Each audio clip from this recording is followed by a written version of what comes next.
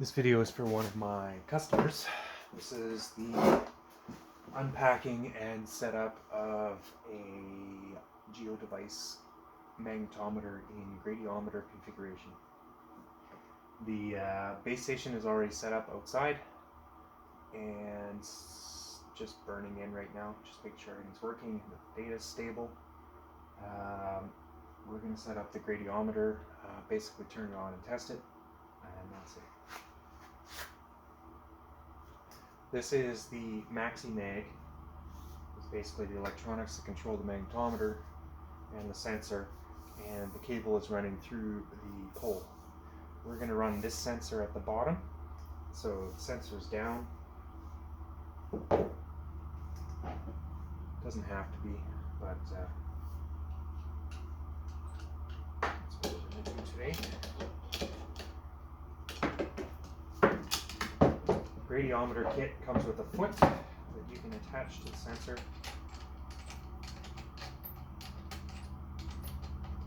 And it just clamps on. Once it's clamped on, the sensor is about 20 centimeters off the ground.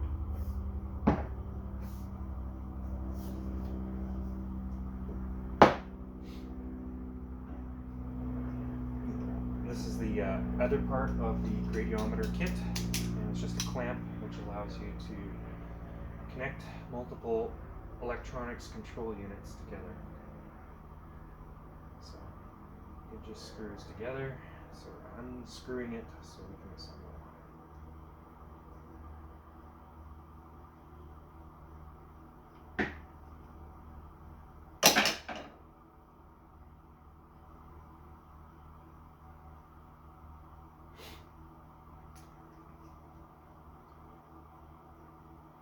Sometimes the threads get stuck and you just have to screw.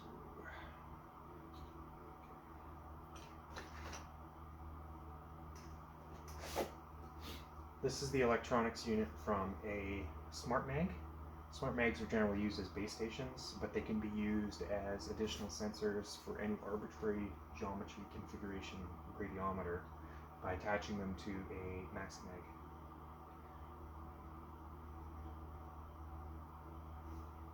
This one is going to end up attached here, facing downwards. Just make sure that there's a right side and a wrong side. I'm actually just going to flip the foot around.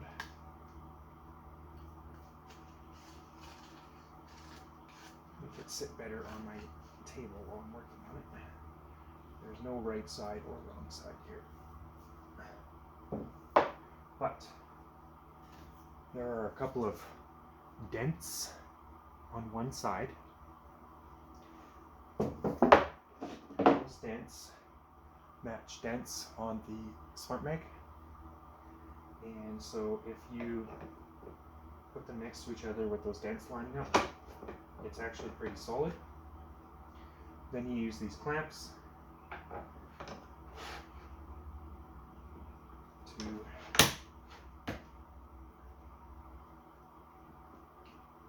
sort of wrap around.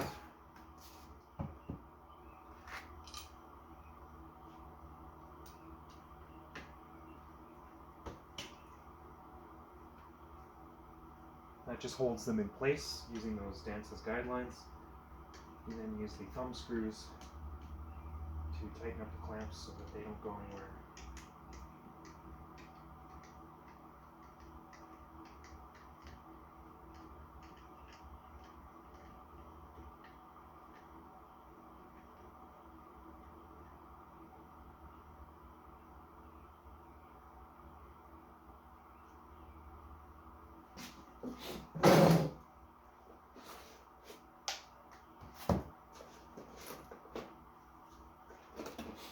Inside the kit, there's one very short cable. The connectors are the same on both sides, so you can't really get it wrong. And what we do with this cable is we connect these two electronics boxes together. This is just a little jumper. Again, because you can do arbitrary geometries with these things, if you were to use a different geometry, you might use a longer cable here. That just allows the two boxes to communicate with each other.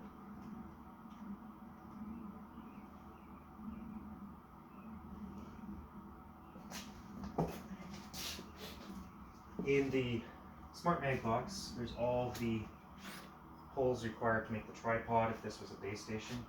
These will ship with the unit just in case for some reason you wanted to use it as a redundant base instead of using it as a gradiometer sensor. One of the poles has threading on the end, and the sensor itself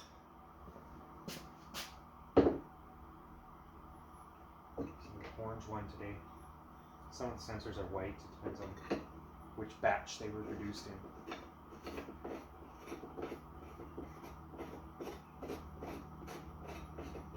Please be careful about cross-threading. These poles are aluminum and they will cross-thread if you force them.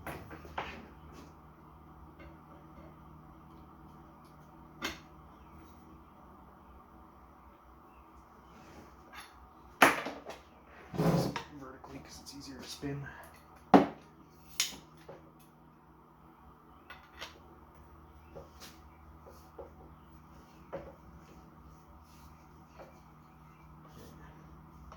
Once you're sure it's not cross-threaded, you can kind of just spin away.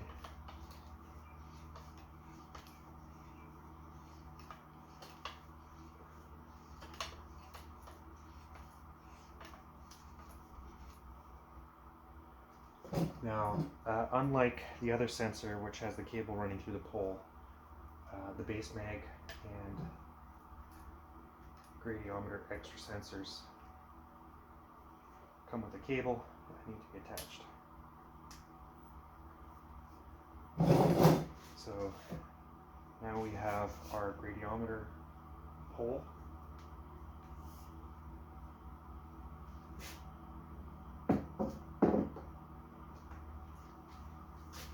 If you want to be really careful, you can ensure that the orientation is the same on both of them. It shouldn't make a huge difference.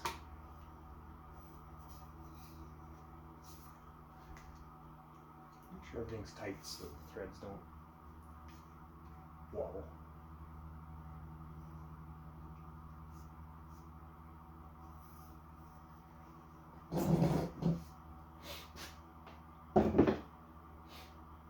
I will put some Velcro inside the box with the shipment, and with the Velcro you can just tidy up some cables so that they don't flap around in the wind or whatever. Just one less variable to worry about.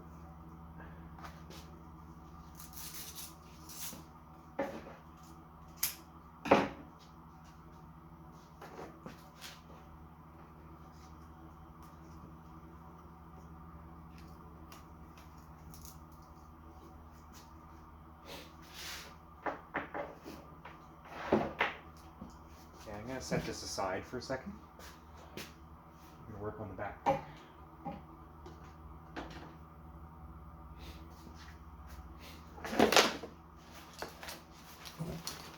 The backpack is designed primarily for users who are going to be surveying in the continuous recording total field mode, where the pole goes up through the clamp here and then sits above your head. The last person who used this backpack was pretty small. Adjust the straps. Make sure it's the right size.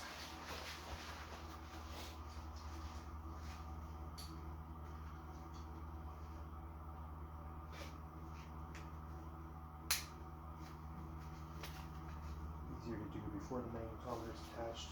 Just make sure everything's comfortable.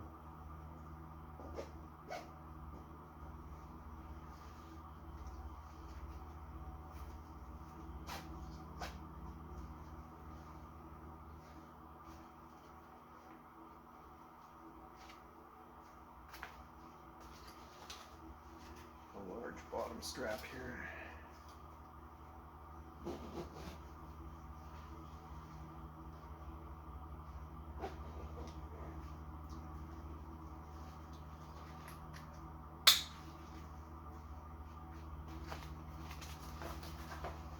It's all pretty comfortable. Take this back off.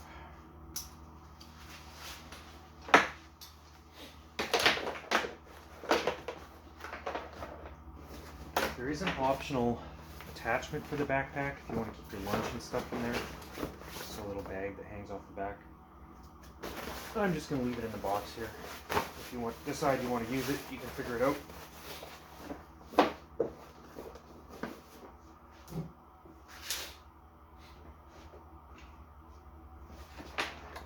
I need a battery. We are charging over here.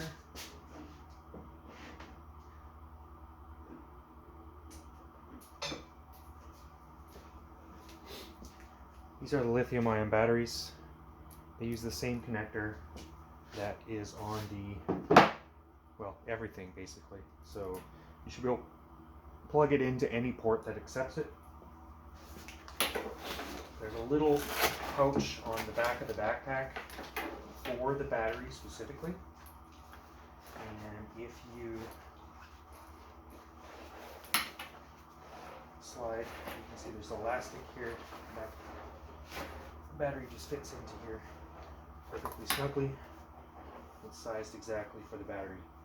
Now, normally in the backpack mode, there's another pouch here where the sensor electronics goes, but we're just going to collapse that because we don't have the sensor electronics here. They're part of that survey pole. And then you just tighten this up so that it doesn't go anywhere. Now normally if the sensor electronics are here, the battery just gets plugged straight in, and so this cable is too short to reach the survey pole. So the last piece of the gradiometer kit is an extension cable for the battery, and that is, unlike all the other cables, this one has a male and a female end because it is just an extension cable.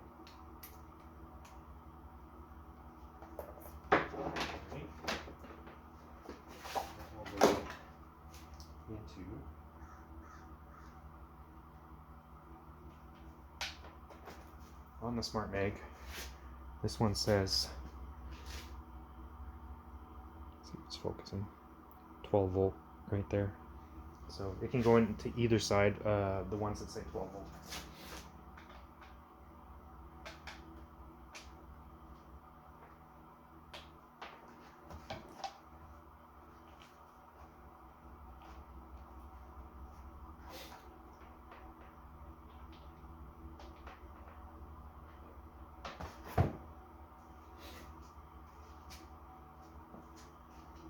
Finally, one more cable.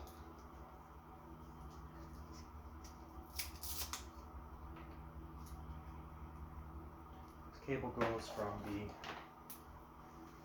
Maximag console. It plugs into the same port that you can plug battery in. So if you plug the battery in here, you gotta plug the sensor in here. If you plug the battery in here, you gotta plug the sensor in here, but either way it should work. In here.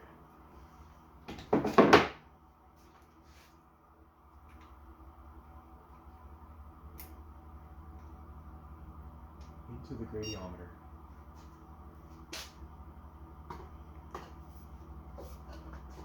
And now I'm going to just take a look through the screen here to see what we can see.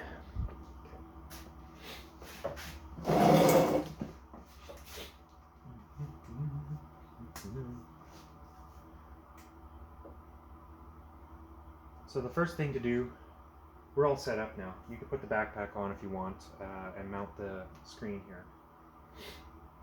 But we're essentially ready to roll, except that the thing hasn't been turned on. So we're going to turn the thing on first with the Smart Mag. Make sure that you push and hold for about a second. It takes about a second for it to go.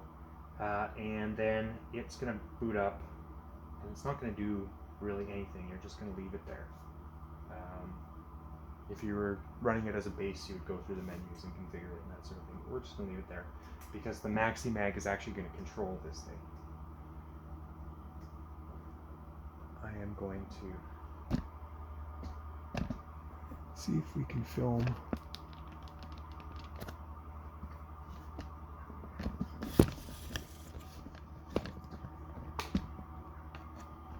The screen a little bit.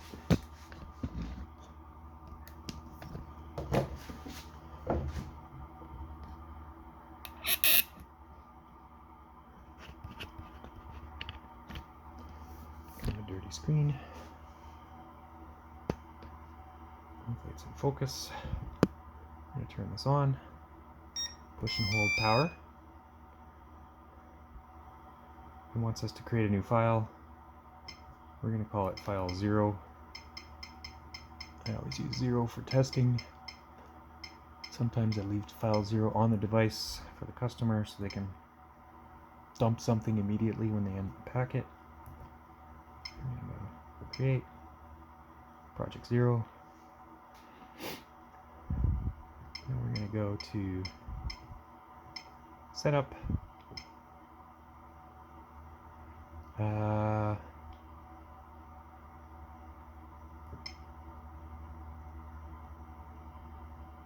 Right now at the bottom it says invalid sequence.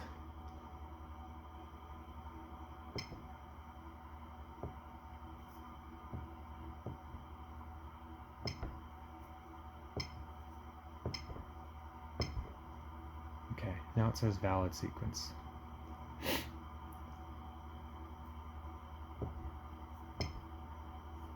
The last user was using external GPS. We're going to set this to internal.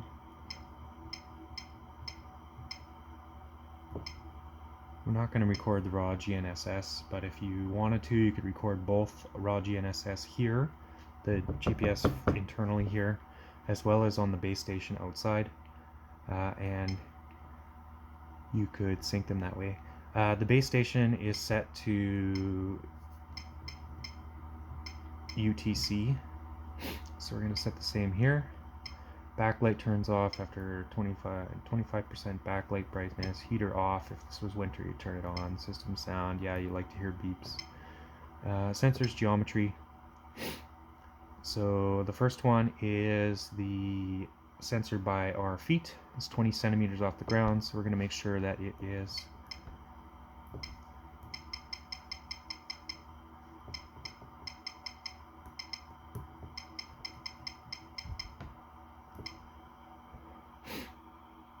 set to Z equals 20. And sensor 2 is the smart mag, and that is way up there at about 2 meters. So we're going to go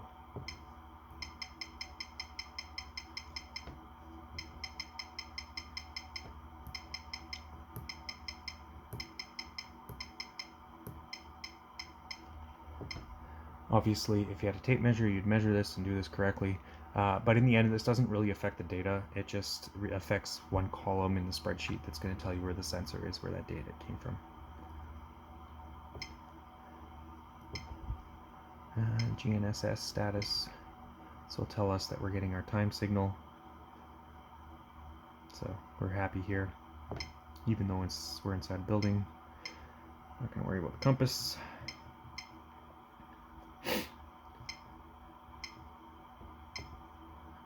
And then we're going to go to mobile survey,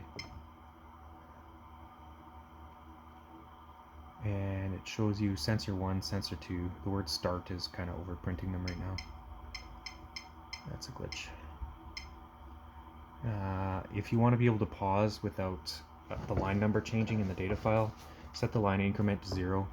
A lot of people like to do continuous surveying, so they don't worry about line increment and station increment and that sort of thing.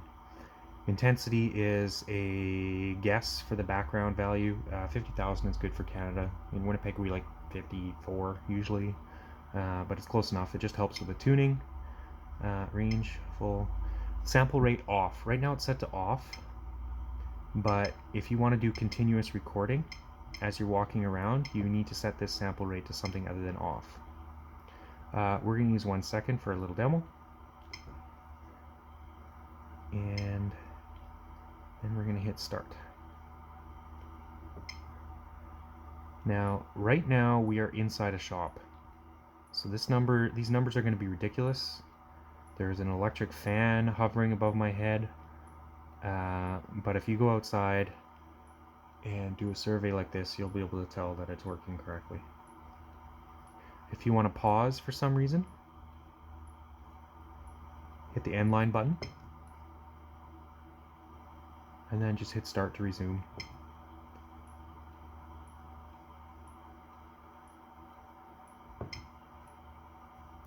Ta-da. And while it's recording, you'll actually see the other magnetometer just flashing with no data on the screen. So, working as expected. Yeah, 20,000 gradient between my feet and the ceiling is pretty crazy.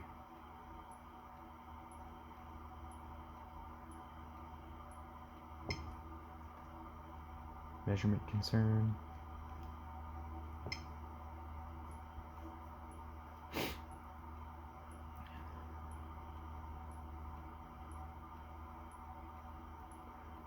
Alright, that's all.